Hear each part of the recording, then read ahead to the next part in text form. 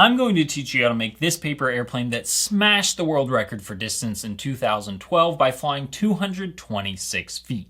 This is Suzanne, designed by John Collins, and it is so easy to make that I'm going to teach you how to fold it in literally 60 seconds or less. So grab your sheet of paper, and we're going to begin in 3, 2, 1, go. Fold it in half long ways. Open it up and fold your top edge to your left edge so your crease goes right through that top left corner. Open it up again, fold it the same way in the opposite direction. And now fold your right edge in so it lands along that diagonal crease you have, but leave just a little gap between your edge and that crease. Do the same thing on this side, just like that.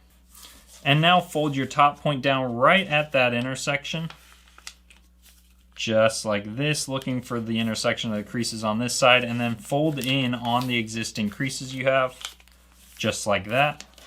Fold it in half. And now fold your wings so that edge covers that corner and your crease starts just above the nose of your plane, like that. Flip it over, do the same thing on this side, just like that. So now you have a choice. If you want to tape this, tape right here, tape here, and tape there, and of course do the same thing on this side.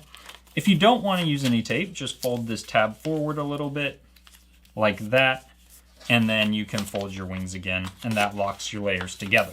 If you enjoyed this plane, be sure to check out John Collins' new book, The Paper Airplane Guy's Paper Airplane Book for Kids, which is available on thepaperairplaneguy.com. There's a link in the description below.